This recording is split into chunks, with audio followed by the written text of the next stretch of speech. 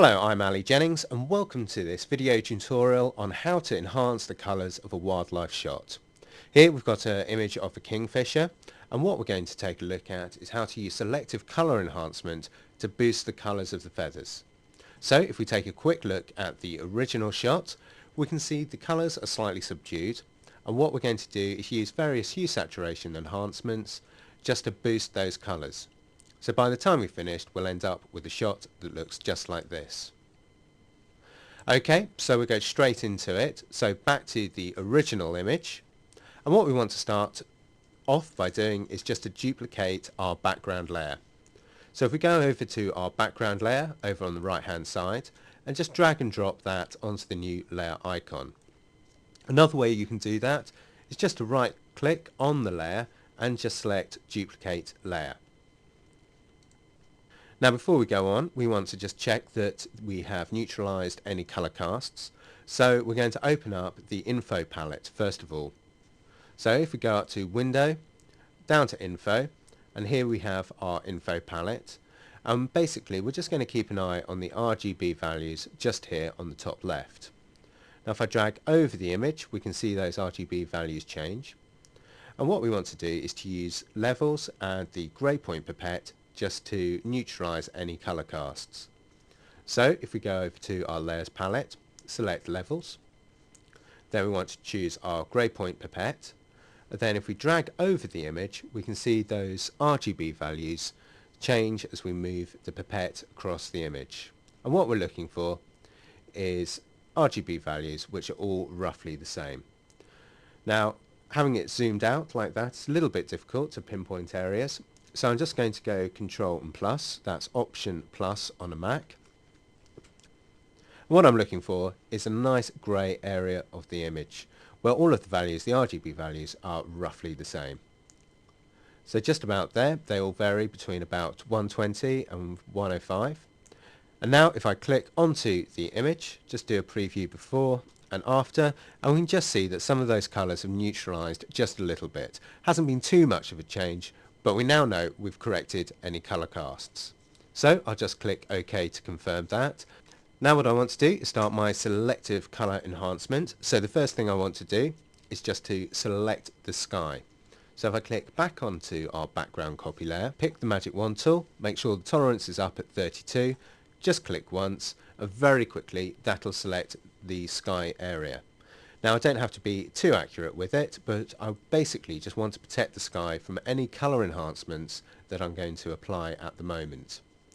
Now we can see just underneath the kingfisher itself there's another little bit of blue sky, so if I just click Add to Selection and just click down there, and that'll incorporate that small amount of sky into our selection. Now because I want to enhance the colours of the kingfisher rather than the sky initially, I now need to invert that selection.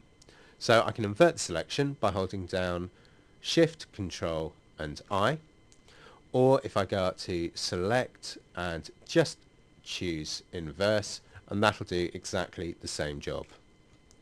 So I've now got the kingfisher and the branch selected, and now what I want to do is to create a new hue saturation layer. So I'll go over to my layers palette, choose hue saturation. Now rather than just boosting the saturation in one go by just moving the saturation slider up and with our edit on master, what I'm going to do is I'm actually going to concentrate on each of the colours within the image individually.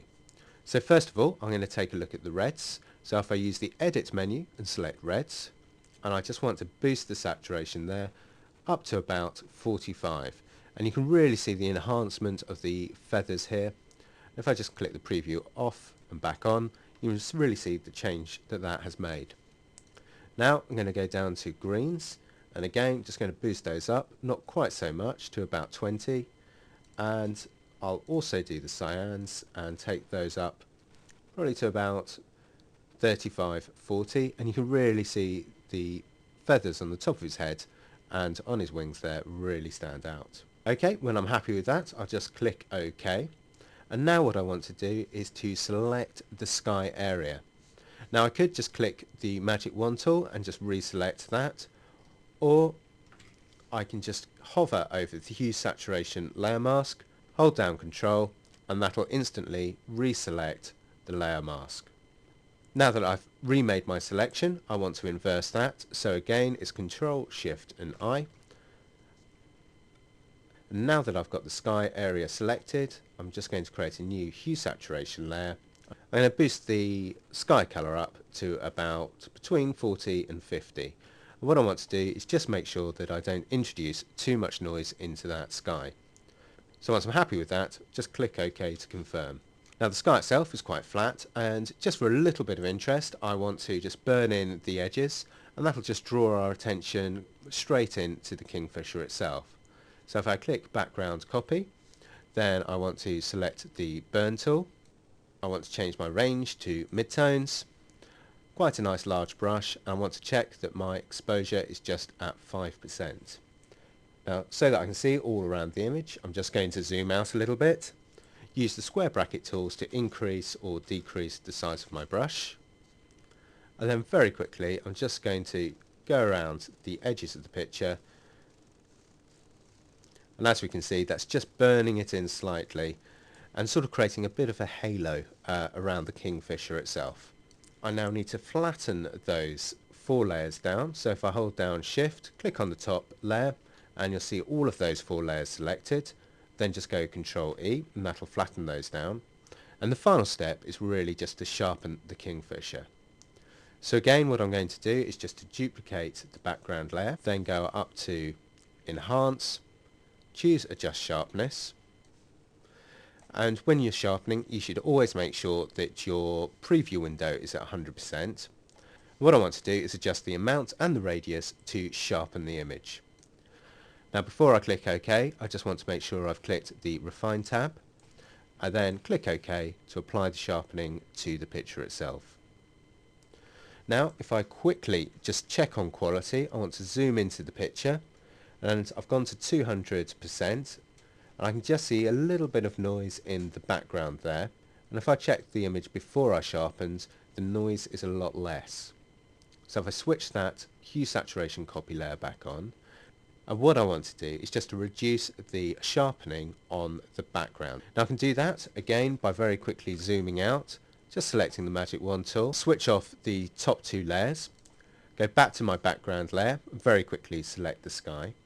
I'll then switch on the other 2 layers, click onto the second layer, select my adjustment layers and levels, and just click OK without making any adjustments. And we'll see that we've created a layer mask.